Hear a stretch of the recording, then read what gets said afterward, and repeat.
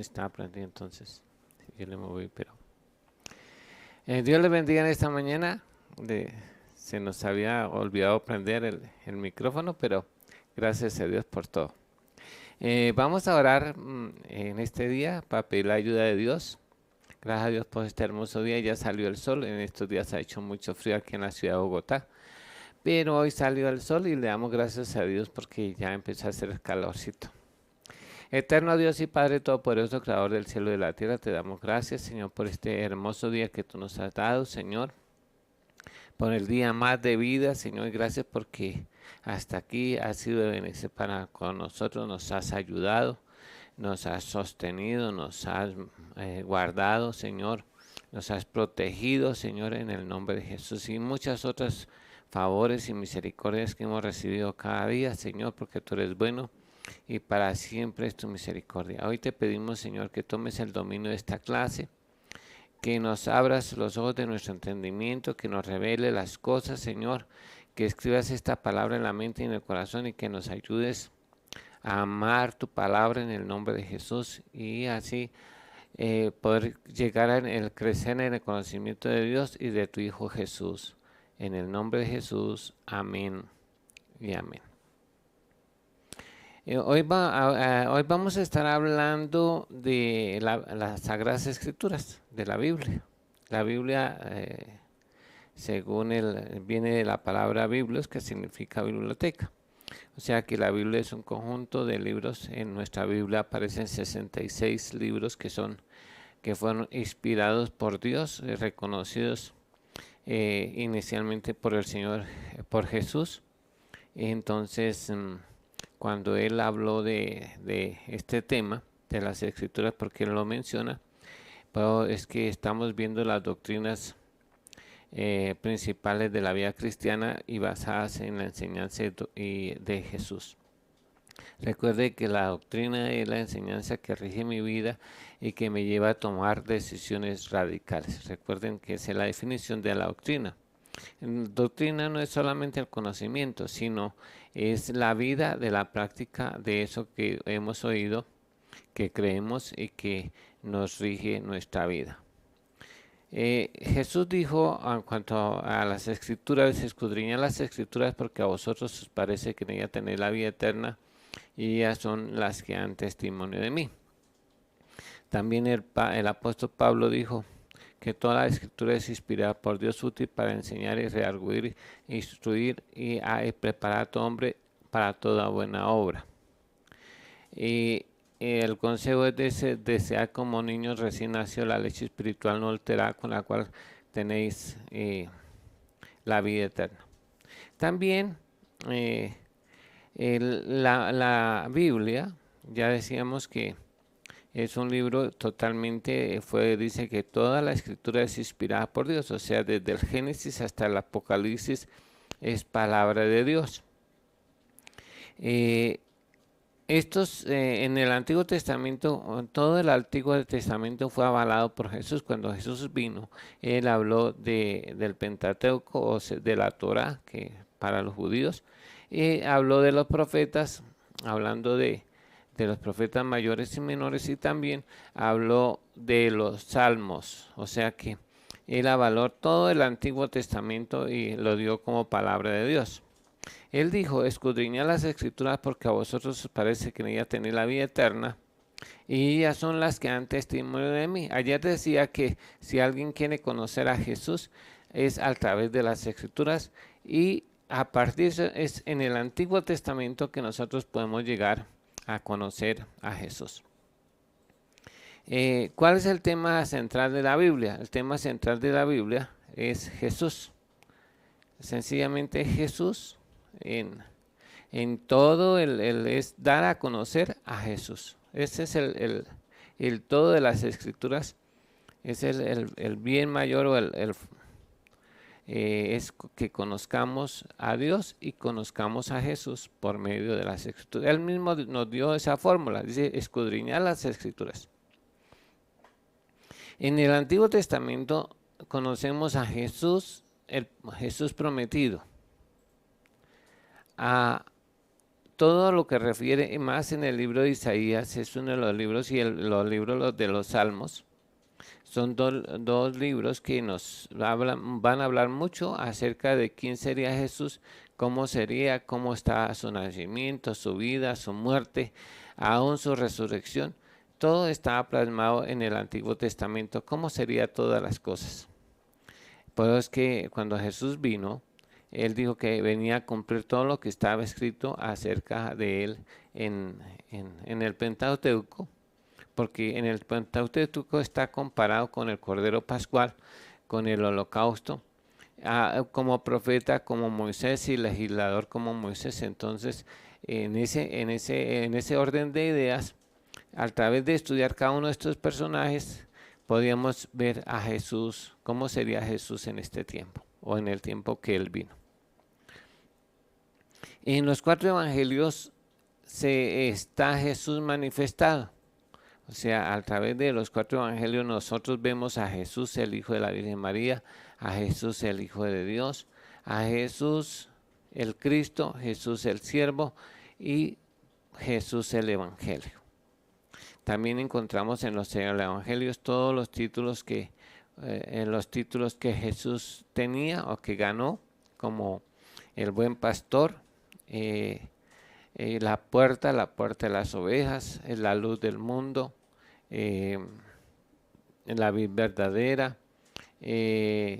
Jesús, la resurrección y la vida, Jesús, el camino, la verdad y la vida, Jesús, el pan del cielo, el verdadero pan, el pan vivo, porque todos esos son diferentes títulos que Jesús tiene, aunque nosotros lo agrupemos en uno solo, son diferentes las connotaciones que tiene de acuerdo a lo que dice las Escrituras. Ese es el sentido de presentar los 4 evangelios, es que conozcamos a Jesús como lo dicen las Escrituras, basado en el Antiguo Testamento, la comprobación en los 4 evangelios de que se sucedió así como estaba escrito en el Antiguo Testamento, que ya es, y a partir de los hechos es Jesús glorificado, o sea, exaltado y hecho, ya no es el Jesús, sino después de ascender a los cielos, cuando regresa y se le aparece a los 11, incluyendo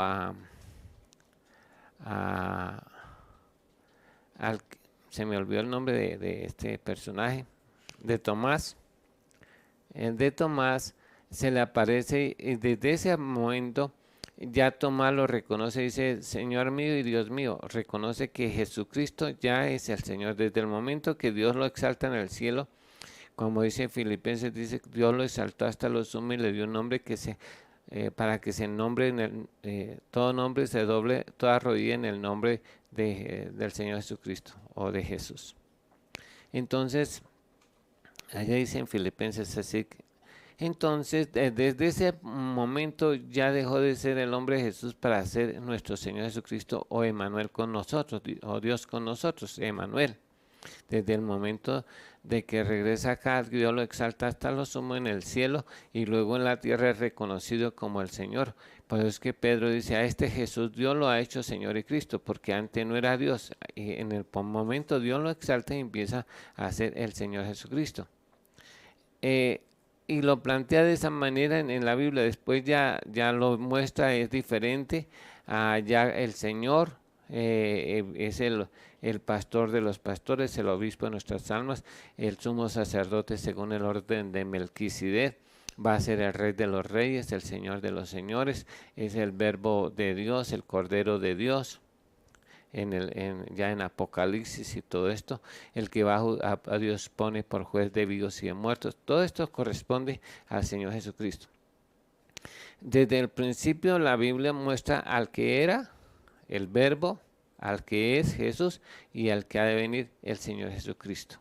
Entonces ese es el tema: Jesús prometido, Jesús manifestado y Jesús glorificado a través de todas las Escrituras. Esa es la finalidad de las Escrituras, que conozcamos a Jesús como Él mismo lo dijo. que conozcamos a Jesús como lo dicen las Escrituras. No es como yo pienso, ni como quiero, ni como me lo imagino. Debe ceñirse a las Escrituras. Es la finalidad del tema central de la Biblia, se llama Jesús. Entonces Jesús, en el Antiguo Testamento, Jesús prometido, Jesús manifestado en los 4 evangelios y Jesús glorificado de Hechos a Apocalipsis. ¿Cuál es la finalidad de las Escrituras? Como decía, la finalidad de las Escrituras es, dice Jesús dice, escudriñad las Escrituras porque a vosotros os parece. O sea que ellos no estaban convencidos de que la palabra de Dios son palabras para vida eterna. No tenían claridad en eso y no estaban convencidos. Pero la finalidad de presentar a Jesús y que conozcamos a Dios, como desde el principio, lo primero que hacen en el primer capítulo de Génesis en la Biblia, es presentarnos a Dios, el creador de todo. Y nos dice quién es Dios a través de la creación. Como dicen Romanos, dice que las cosas que están escritas es para que nosotros le conozcamos a través de las cosas hechas, de modo que nadie tiene excusa de no haber conocido a Dios por medio de la creación. Entonces, en el primer capítulo nos muestra que Dios, primeramente que Dios es un Dios de fe. Por eso es que sin fe es imposible agradar a Dios. Lo segundo es que su poder está radicado en su palabra. Entonces, por eso dice, Dios sea la luz, y fue simplemente la luz. Su fe usa la palabra. También el poder de Dios que se manifiesta es que Él puede crear las cosas haciéndolas. O sea, su poder también radica en el conocimiento para hacer las cosas. De hecho, por eso es que Él es el Dios omnisciente, omnipresente.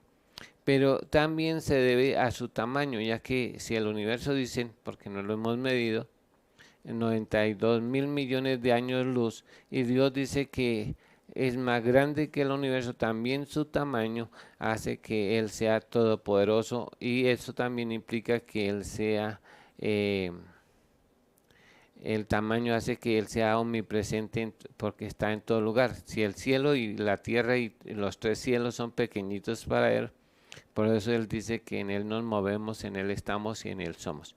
Pero todo eso se conoce a través de las Escrituras, no es a través de la imaginación, es a través de la palabra de Dios que Dios nos ha dado, y es con la finalidad, decía, el propósito es que usted y yo seamos salvos. Es ese propósito con el cual Dios dejó las Escrituras, es que todos conozcamos a Dios, conozcamos a Jesús, porque en eso consiste la salvación, en conocer a Dios. No es conocer de Dios, sino conocer a Dios. El conocer de Dios es información.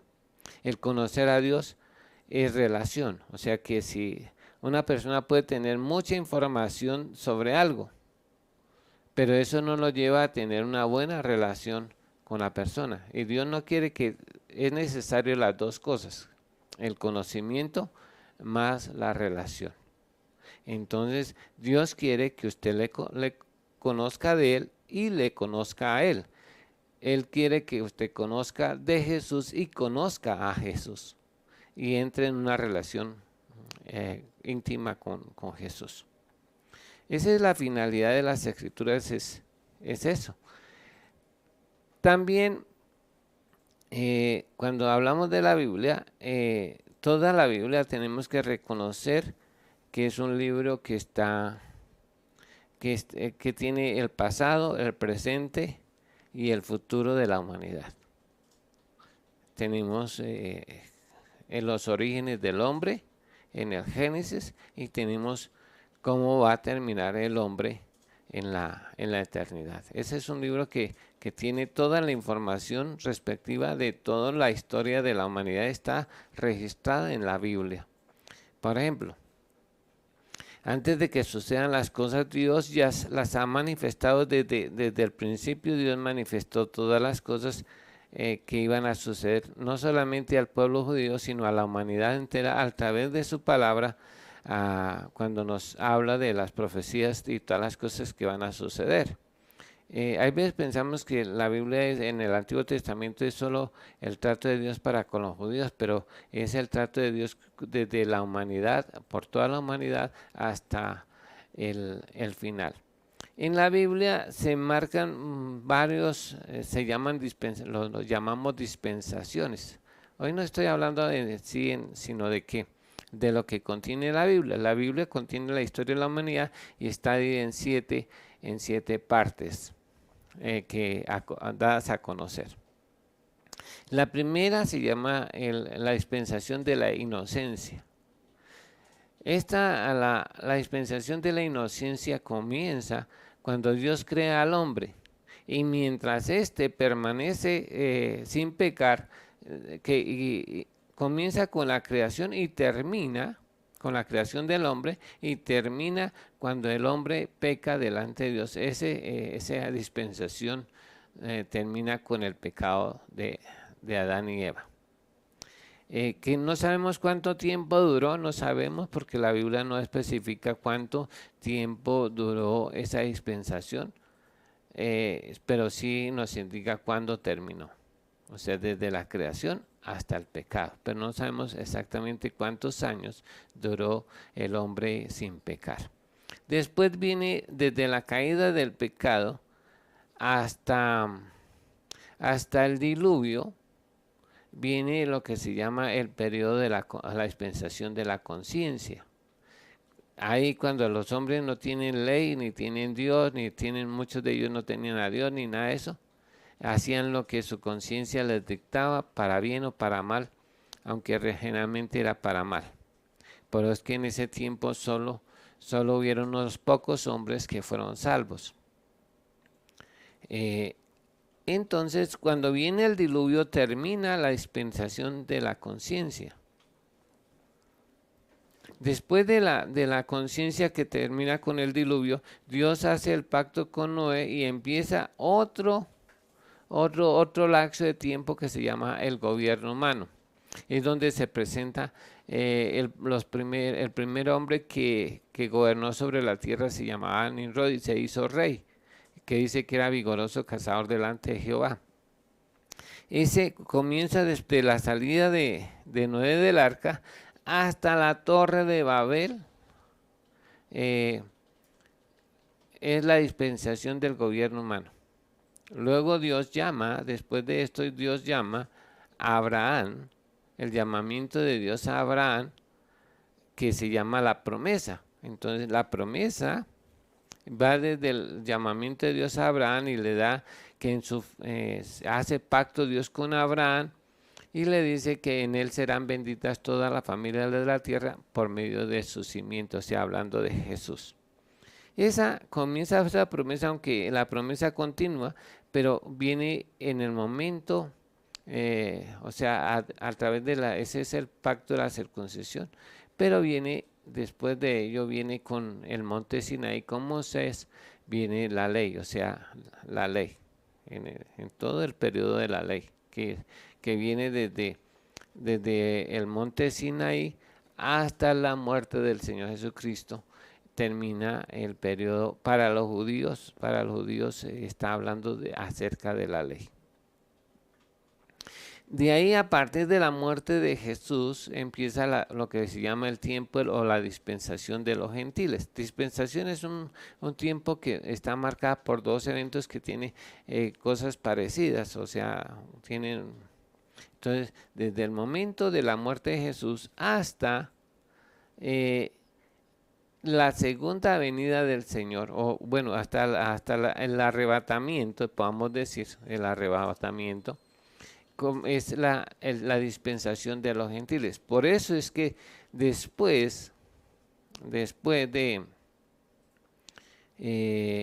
cuando Jesús vino, dijo: id y predicar a todas las naciones el evangelio. O sea que Dios dio la oportunidad a todos. Son más o menos 2000 años en que los hombres, casi esas dispensaciones, por ejemplo, de Abraham duró 500 años, de la ley 1500, y así, pero la de gentiles ha durado más o menos 2000 años, más o menos aproximadamente a 2000 años lleva en vigencia y estamos en el tiempo de los gentiles.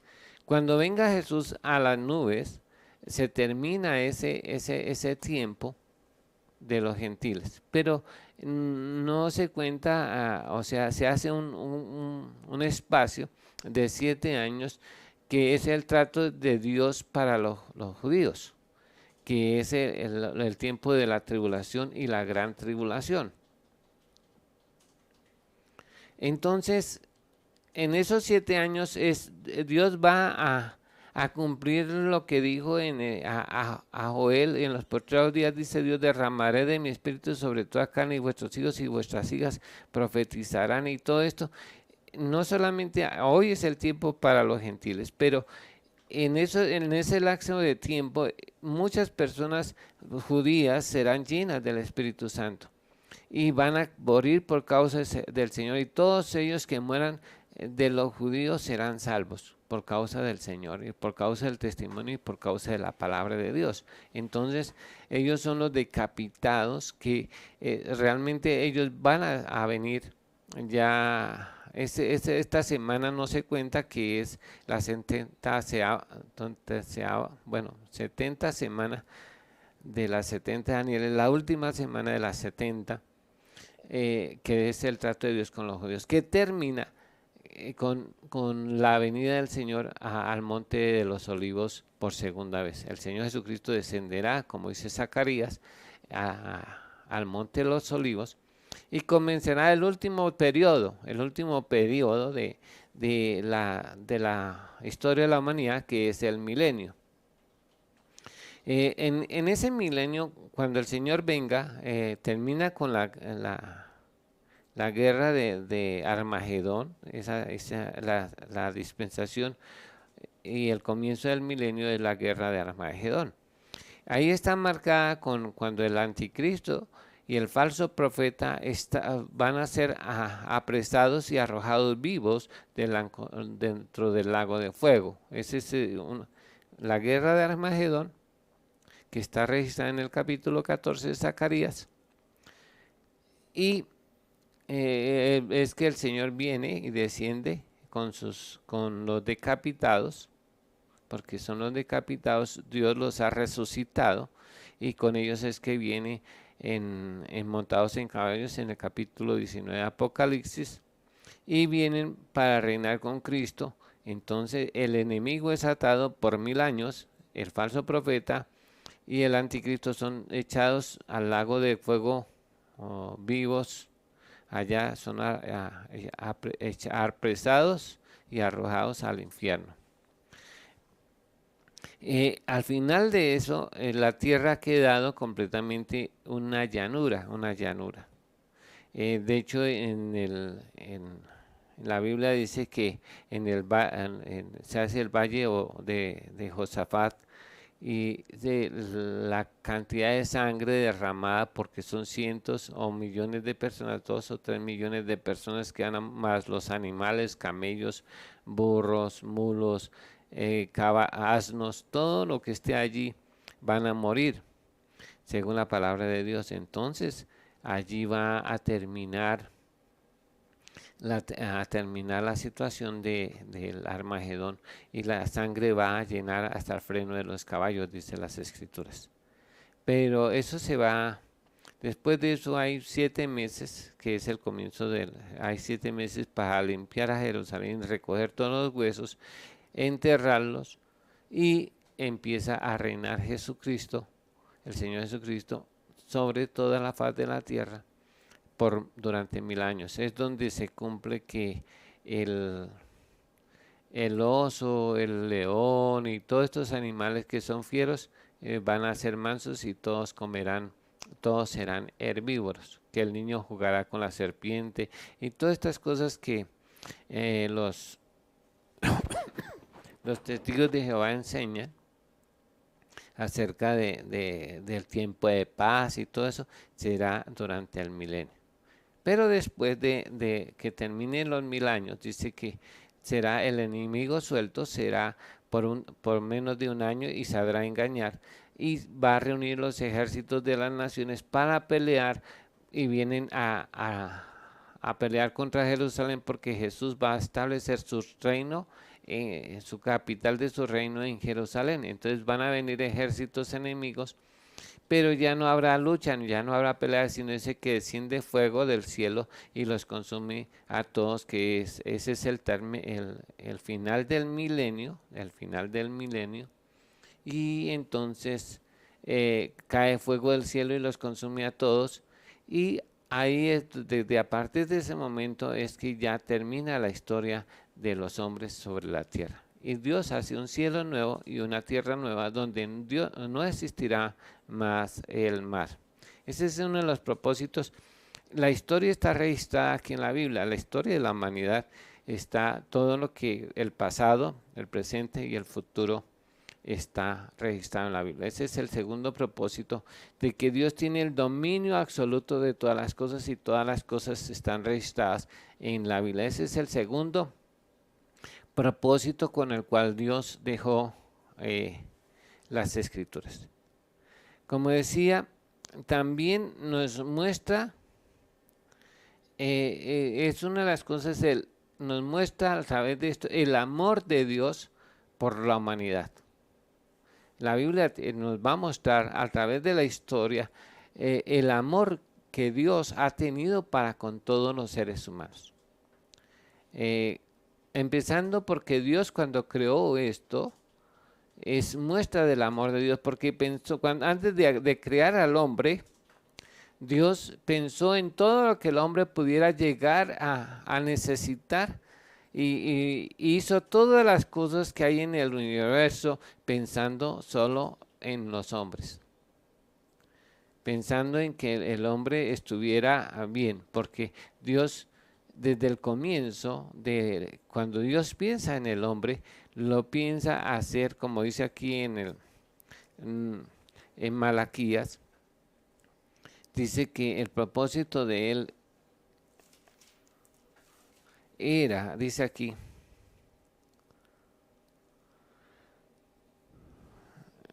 bueno, este es Malaquías, bueno, sí, dice aquí,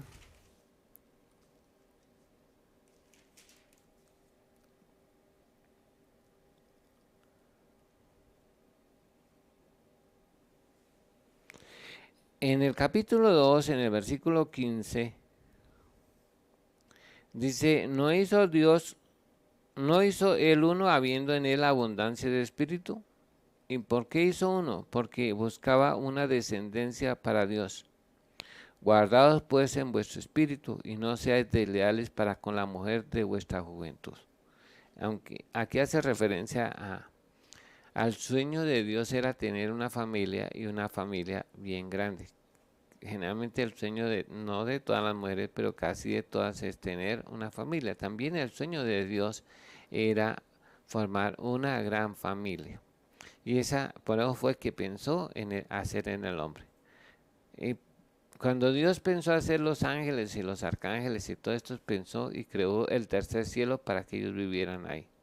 Cuando Dios pensó en el hombre, pensó hacer una tierra para ser habitada por el hombre y le puso todo lo que necesitaba el hombre en muestra del amor, porque él estaba pensando en tener una gran familia, compartir todo lo que él tiene con alguien, y ese alguien éramos nosotros. Puedo decir que Él nos amó desde el principio. Antes que nosotros le amáramos a Él, Él nos amó a nosotros primero. Al preparar esta tierra tan hermosa, por ejemplo, los colombianos somos muy afortunados. Somos, gracias a Dios por nuestra tierra, que sí, no es por menospreciar las demás tierras, pero Dios nos ha bendecido con esta hermosa tierra, aunque nosotros los colombianos no valoramos lo que tenemos. Nosotros aquí en Colombia, hablo de Colombia porque soy colombiano y amo a Colombia. Nosotros en Colombia, Dios nos ha dado de toda clase de terrenos, de toda clase de clima, de toda clase de animales, de fauna, de flora, de frutos. Esta nación es muy rica, tenemos agua en cantidad, tenemos 2 mares, tenemos oro, plata, esmeraldas, carbón, sal, hierro, todo. Aquí hay de todo, que es una tierra muy bendecida. Lástima que nosotros los colombianos no valoremos y no le demos gracias a Dios por todo lo que Dios ha puesto en esta hermosa tierra. Tenemos nevados, desiertos, tenemos campos de cultivo, es que no hay manera de escribir. En solo peces, que a mí me gustan los peces, como siempre he dicho, tenemos más de 500 especies de peces. Acá tenemos unos peces que son para alimento, que cumplen las leyes estándares bíblicos como el pirarucú, que es un animal, un pez grandísimo que tiene como 1,50 m o hasta 2 metros, algunos ejemplares. Tenemos todo eso que es un animal de carne. eh, Todo esto es porque es la bendición de Dios. Yo creo que cuando Dios pensó, digo, voy a poner a los colombianos ahí. Si Dios en ese tiempo los judíos lo hubiera traído aquí a América y los hubiera puesto en Colombia. Porque creo que es una tierra comparable con la tierra de Israel, que la tierra que fluía leche y miel. En ese momento la tierra de Israel era la mejor tierra que existía, y por eso Dios, o sea, que se había descubierto, por eso Dios pone a los israelitas en esa tierra que fluía leche y miel. Dios al hombre siempre lo ha amado, y ahí nos muestra todo el amor de Dios a través de las páginas de la Biblia. Nos muestra cuánto Dios, no solamente al pueblo judío, porque Dios no hace acepción de personas. Solo cuando se habla del pueblo judío, que es gracias a Dios por el pueblo judío, y que Dios lo bendiga y lo prospere y lo guarde. Pero el propósito de Dios era salvar a todos los hombres, como Dios le prometió allá en el Génesis. Después de que el hombre peca, Dios muestra su grande amor y promete la salvación y la redención del hombre, porque Él no quería que la gente se perdiese. Dios no quiere eso. Y entonces ahí nos muestra cómo Dios empieza antes que el hombre no lo condena, como algunos piensan que es que Dios quiera condenar a la gente. No, Dios no está dispuesto. La idea no es condenar al hombre, sino salvarlo. Eso es lo que nos muestra a través, porque Dios nos ama, nos creó para vivir con Él, en compañía de Él, para que le hiciéramos compañía, que Dios quería que nosotros fuéramos su familia, todos los hombres fuéramos. De hecho, cuando Dios planteó y creó al hombre, lo hizo inmortal, porque lo hizo eterno, para que no muriera. Por eso es que nos hizo a su imagen y semejanza. A ninguno de los ángeles Dios lo hizo como Él. A nosotros sí nos hizo como a Él. Los ángeles no tienen el parecido ni la semejanza de Dios. Son criaturas hechas por Dios para obedecerle, para servirle. Son sus mensajeros, tienen su poder y todo eso, pero no son iguales a nosotros, porque Dios nos amó a nosotros desde que pensó en hacer esta tierra. Es porque nos amaba, puso todo lo que pudiéramos llegar a necesitar para que estuviéramos bien, porque Él quería formar una familia. Y de hecho, cuando Adán lo hace hijo de Dios. Dice que en Mateo, en Lucas, dice Adán hijo de Dios. O sea que Adán había sido llamado hijo de Dios. Y todos los que nacieron sin pecado, también Dios les ha dado la potestad de ser hechos hijos de Dios. Y a todos los que le reciben a Jesús y creen en Jesús, como lo dicen las Escrituras, también les dio potestad de ser hechos hijos de Dios, no engendrados de carne, ni de sangre, ni de voluntad de varón, sino de Dios. Dios quiere, a través de las Escrituras, nos muestra el grande amor que Dios tiene para con nosotros. Si Dios hubiera querido destruirnos, ya nos hubiera destruido como destruyó a Sodoma y a Gomorra. Pero lo que la gente no sabe es que antes de destruir a Sodoma y a Gomorra, Dios siempre ha llamado a la gente al arrepentimiento. Dios no quiere la muerte del impío. Dios quiere que todos los hombres se arrepientan, porque nos ama. Y da largas y largas hasta que dice ya no más. Así como los padres, cuando los hijos son desobedientes, pues les tienen paciencia. Dios también nos ha tenido paciencia y mucha paciencia. Por ejemplo, esperó a ver si algún hombre buscara a Dios hasta que encontró a Noé para poder salvar a la humanidad. Dice que Noé halló gracia delante de Dios. Antes de destruir, digo, no, yo no puedo destruir porque mi sueño es hacer de los hombres una familia, a darles que sean mis hijos, que vivan conmigo, compartir todo lo que yo tengo con ellos. Pero Dios dice que Dios no redució a su propio Hijo, sino que lo entregó por todos nosotros porque nos ama. Entonces, Dios a través de esto demostró. Por eso fue que Dios a Abraham halló gracia delante, Noé halló gracia delante de Dios y no permitió que a través de fuéramos destruidos. En tiempo de Abraham, de Noé haya gracia y Dios lo escoge para formar de él un pueblo, para varias cosas. Primero, para hacer de él una nación grande. Y como eran pequeños, entonces los llevó a Egipto para que se formara una nación y fueran grandes. Allí se multiplicaron y llegaron a ser más o menos 6 millones de personas, que es bastante gente, en un periodo de 400 años. Pero después los saca de allí y les da la ley, nos da a través la Torá, nos da, y a través del pueblo judío, de sus profetas, nos muestra las escrituras, nos da a conocer las escrituras, lo que Dios quiere para usted y para mí a través de las escrituras. Y a través de ese mismo pueblo, Dios, al prometerlo por las escrituras, envía a Jesús para que nos salvase a todo el mundo, porque Dios no quiere que el mundo se pierda. Siempre Dios ha querido y nos ha amado. Por eso de tal manera amó Dios al mundo que dio a su Hijo para que todo aquel que en Él crea no se pierda, mas tenga vida eterna. Y Dios dice, Dios no envió al mundo, a su Hijo al mundo para condenar al mundo, sino para que el mundo fuera salvo por Él. Por eso es que Él hasta el final espera con paciencia. Antes de tomar una decisión de destruir a alguien, nos ha mostrado, por ejemplo, antes de darle la tierra a los israelitas, Dios les dice que los que habitaban la tierra de Canaán les esperó 430 años para que se arrepintieran y no lo hicieron. Así hizo con Sodoma. Por ejemplo, ¿por qué Dios envía a Jonás? Porque Él no quiere que los ninivitas, aunque eran hombres tremendos, cuando yo pienso en la historia de Jonás, hay veces la gente lo critica y dice que desobediente y todo, pero póngase en los zapatos de Jonás. Jonás sabía que a sus enemigos le arrancaban ellos la lengua, le arrancaban las uñas, le cortaban los pulgares, los desollaban vivos, también los descuartizaban. ¿Y de qué manera los descuartizaban? Según lo que dice la historia, porque a nosotros nos consta de todo lo que los llamaban bárbaros.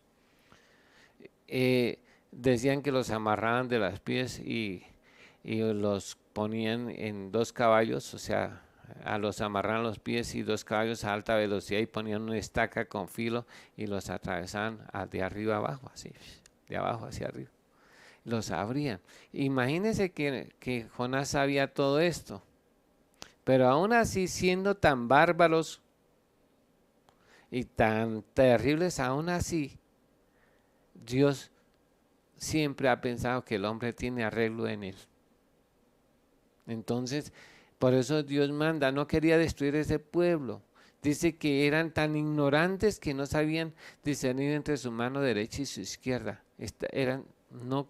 Hacían lo que en su corazón estaba, y como su corazón era malo, pero aún así Dios amaba a los ninivitas. Por eso es que manda a Jonás y permite que suceda todas esas cosas para cuando Jonás llegue allá, llegue como llegó, le creyeran, para que se arrepintieran. Y de hecho ellos se arrepintieron y Dios los guardó durante el tiempo que después de mucho tiempo, después de como 80 o 90 años, vino la destrucción, pero en ese momento no los destruyó.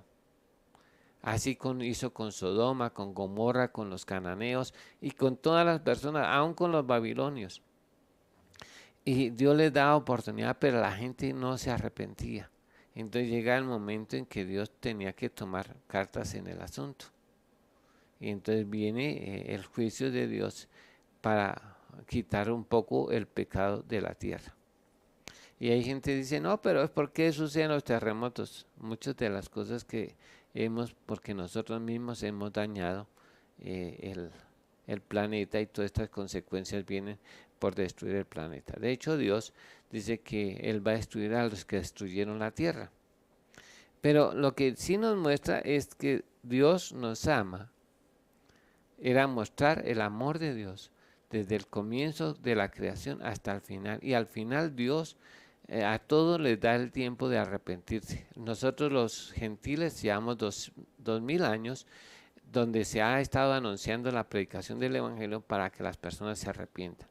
Pero la gente lo tiene en poco. Pasó igual cuando Noé construyó el arca. Duraron 70 años viendo que Noé construía el arca, que le preguntaban, ¿y para qué es eso? No, es que va a venir un diluvio sobre la tierra y el Señor dice que va a destruir todo. Ellos no creyeron porque no había llovido. También pocos sabían de los barcos o de las arcas. Entonces no creyeron, pero sí se les estuvo predicando 70 años para que ellos se arrepintieran. ¿Y cuántos de ellos se arrepintieron? Ninguno, porque no creyeron. Hoy pasa lo mismo. Pero Dios nos sigue amando y Él quiere, aún hasta el último esperará para salvarnos. La decisión no está de Dios, la decisión está en usted y en mí.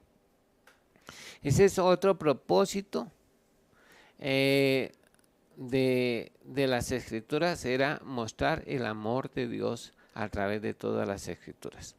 Otro propósito de Dios es que a través de las Escrituras tenemos el conocimiento del pecado, de lo que es bueno, de lo que es malo. Dios dejó la Biblia, y cuando Dios le dio al pueblo judío, el propósito de que Dios da las Escrituras al pueblo judío es que Él buscaba un pueblo que fuese santo, que tuviese unas leyes sabias.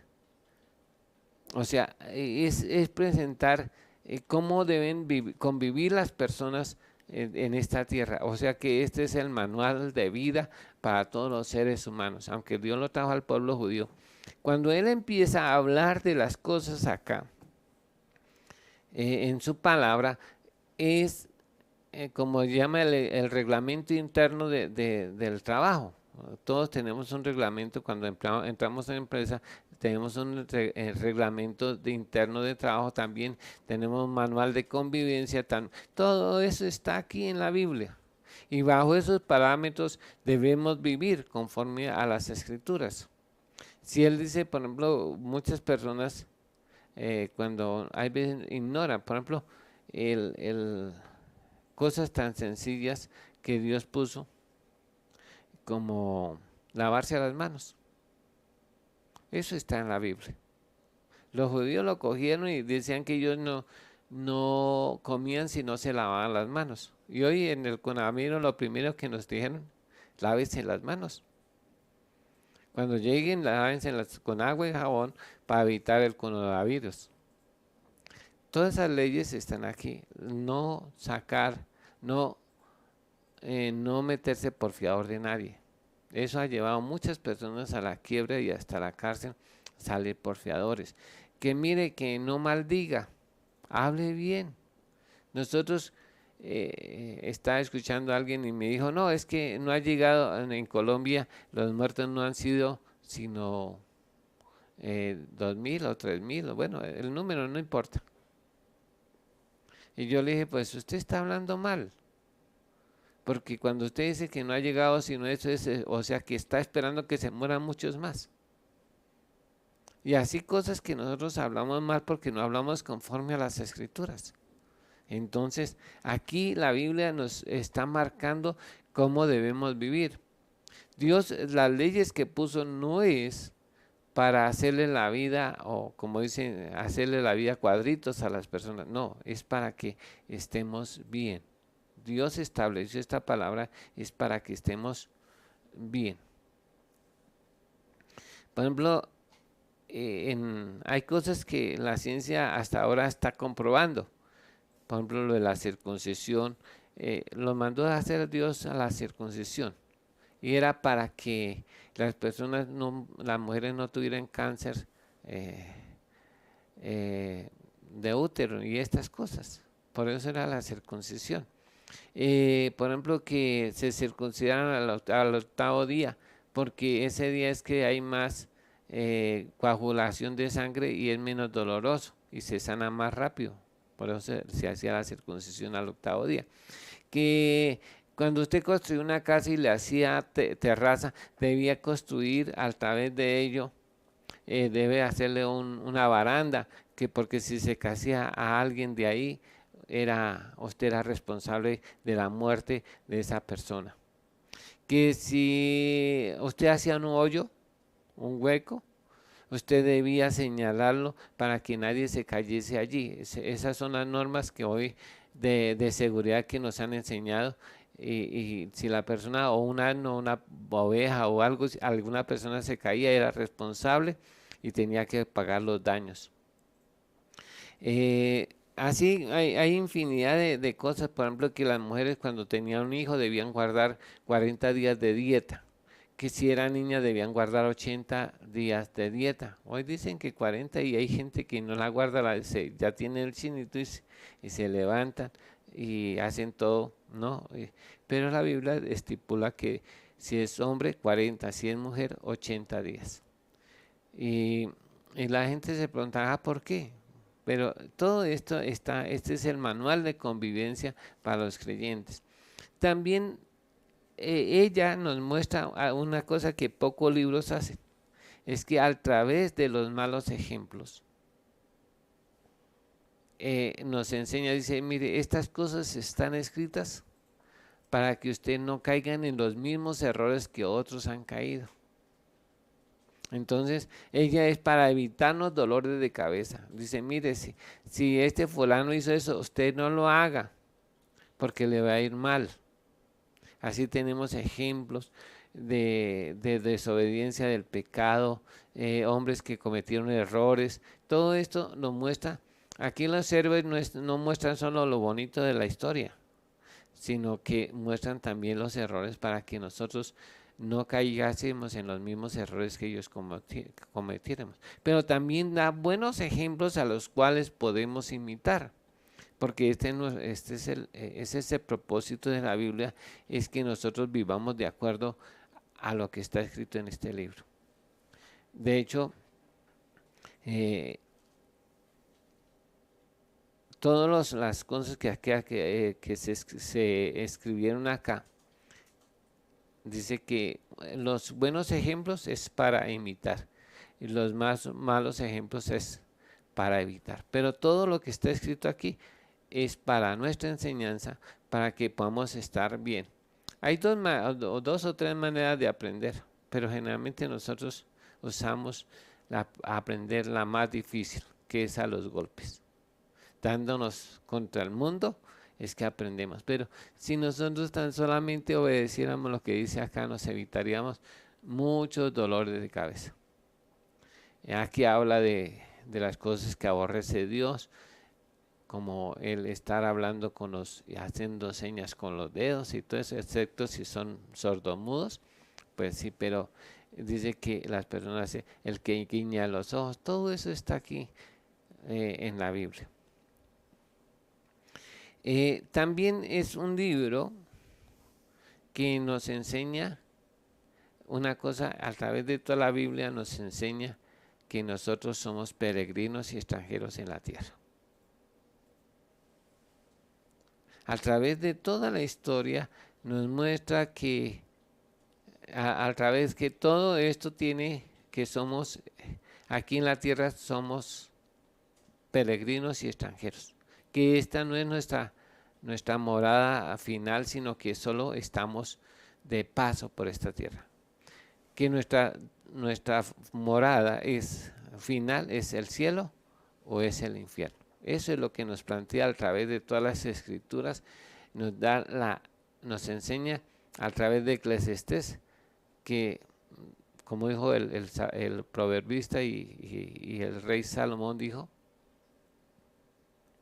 que esta vida, la mayoría de las cosas que hacemos son vanidad. Pero el guardarlos, dice el consejo de Salomón, el final del discurso oído es este: teme a Dios y guarda sus mandamientos, porque este es el todo del hombre.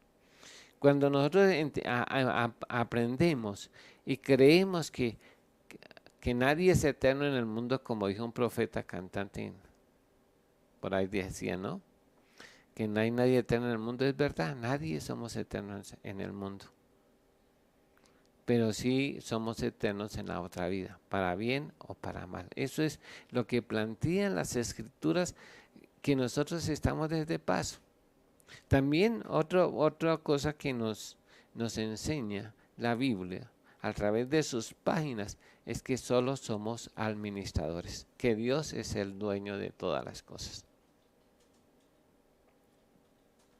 Por eso es que al final tendremos que rendir cuentas. ¿A cuánto les gusta rendir cuentas? Yo creo que a nadie le gusta rendir cuentas, pero al final, a través de la página de la Biblia nos dice que solo somos administradores de todo lo que Dios nos ha dado. Desde Job, que es el primer libro que dicen que se escribió la Biblia, ahí nos dice que Dios dio, Dios quitó.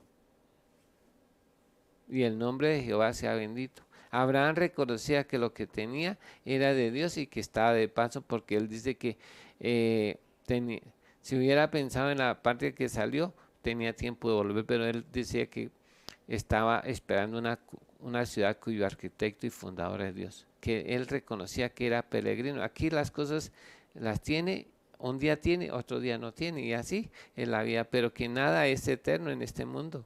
Todo es pasajero, todo es efímero, el conocimiento es efímero, aunque cada día se dice que se descubren más nuevas cosas y que hay más tecnología, pero la Biblia dice que lo que ya fue, ya fue antes, o sea que esto ya, pero todos tenemos que reconocer que somos solo administradores del conocimiento, de los bienes, de lo que hacemos, de lo que somos administradores. Entonces, que Dios nos ayude, hermanos, a reconocer que todo es de Dios y que solo somos administradores. Ahorita que está esta pandemia, pues es el momento de compartir. Que si tenemos, como dijo Jesús, el que tiene 2 túnicas, dé al que no tiene una. Y así sucesivamente. Es el tiempo de compartir con el que padece necesidad, y que Dios nos ayude y reconozcamos que solo todo esto es de Dios, no hay nada nuestro. Lo que yo tengo, esta ropa es de Dios, me la prestó, que se va a acabar, sí, pero un día Dios me va a pedir cuentas si yo no la cuido. Me va a decir, bueno, ¿y qué hizo con la ropa que yo le di? ¿Qué hizo con los bienes que yo le di?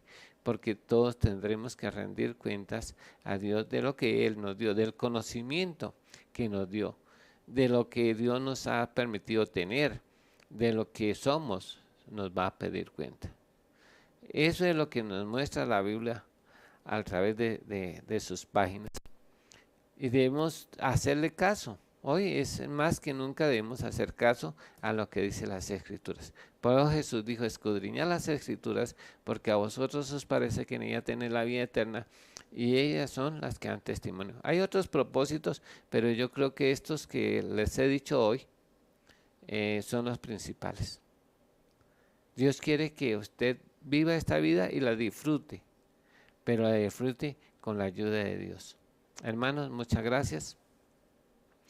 Vamos a orar en este día. Espero que esta clase nos ayude a escudriñar las Escrituras, a ir a la palabra siempre, porque en ella tenemos respuestas a todas las inquietudes de esta vida y también de la otra vida. Hermanos, muchas gracias. Oremos. Eterno Dios y Padre Todopoderoso, Creador del cielo y de la tierra, te damos gracias por esta palabra que tú nos has dado hoy. Gracias por el propósito de haberla enviado, Señor. Primeramente, son palabras de vida eterna, palabras para que nosotros creamos y te conozcamos a ti y conozcamos a tu Hijo Jesús. Gracias, Señor, por el tema central de la Biblia, por tu Hijo Jesús, porque así lo podemos conocer inequívocamente, saber quién era, cómo vivió, y poderlo creer y amar y respetar y honrar a tu Hijo Jesús. Señor, ayúdanos que a través de este libro podamos amarte a ti y amar a tu Hijo y amar a todos los que tú has engendrado y aún a nuestros enemigos. Señor, a los que se hacen nuestros enemigos en el nombre de Jesús. Señor, también a través de ello conocemos todas las promesas, Señor. Gracias a ti en el nombre de Jesús, porque tu palabra es verdad y en ella no hay mentira. Señor, que podamos amarla, escudriñarla, estudiarla, respetarla, Señor, hablar de ella, guardarla en la mente, escribirla en la mente y en el corazón por medio de tu Espíritu Santo, Señor, y sobre todo ponerla por obra para la gloria de tu nombre, en el nombre de Jesús. Amén y amén. Una pregunta, dicen, Adriana Marcela Cáceres pregunta, Pastor, en el milenio nosotros los que hayamos sido arrebatados estaremos con Él aquí en esta tierra, y si es así, con los cuerpos glorificados, y nos diferenciaremos de los habitantes de la tierra. La hermana Marcela hace una pregunta, que si nosotros estaremos, la iglesia de Cristo, hablando de la iglesia de Cristo, estaremos gobernando con Jesús en el milenio. No, los únicos que van a reinar con Cristo en el milenio son los decapitados. El día antes de la resurrección, o el día antes de la segunda venida del Señor a la tierra, los muertos van a ser resucitados. Voy a leerle donde es que dice que solo son ellos, y ellos son los que van a reinar con Cristo por 1000 años. La pregunta es que si los arrebatados estaremos en la tierra. No, no, los arrebatados no estaremos en la tierra. Por eso es que le estoy... No, por eso es que estoy diciendo que los únicos que van a estar con Jesús o con el Señor Jesucristo en la tierra son los decapitados. Dice aquí, en el capítulo 20 de Apocalipsis, versículo 4, dice, y vi tronos y se sentaron sobre ellos los que recibieron la facultad de juzgar. Y vi las almas de los decapitados por causa del testimonio de Jesús y por la palabra de Dios, los que no habían adorado a la bestia ni a su imagen. Está hablando del periodo de la tribulación y la gran tribulación, que es donde está la imagen de la bestia y la marca. Y los que no recibieron la marca en sus frentes ni en sus manos, y vivieron, o sea, Dios los resucitó y reinaron con Cristo por 1000 años. O sea que solo los decapitados van a reinar con Cristo, y todos ellos son judíos, no son, van a estar pero sí se van a diferenciar porque tienen cuerpo glorificado y todo, pero van a vivir y a reinar con Cristo por 1000 años, los decapitados, según las Escrituras. Gracias, hermana, por la pregunta. Sí, allá en Argentina la saludamos, saludos a Juanito, que gracias por las bendiciones que nos envió, que el Señor le recompense a todos allá, a Hanna y a mí. Yo tengo una pregunta, es que creo que me faltó uno de que contiene la Biblia, dice, trato de Dios para los judíos, que es la tribulación y la gran tribulación. No le entiendo la pregunta. Sí, es que, bueno, en el milenio va desde la guerra de Magedón hasta el enemigo que es suelto. Sí. Y el trato de Dios para los judíos va desde la tribulación hasta la gran tribulación. Sí, en los 7 años de tribulación y gran tribulación. ¿Y entre el trato de Dios para los judíos y el milenio hay algún lapso? No, son 7 años. No, o sea, me refiero a que después de la gran tribulación comienza el milenio. Sí. Ah, ok, ya, esa es mi pregunta. Bueno, muchas gracias, hermano. Dios les bendiga. Gracias por estar en sintonizarnos. Siempre dice por ahí, suscríbase, no sé qué. Bueno, Dios les bendiga, hermanos. Muchas gracias.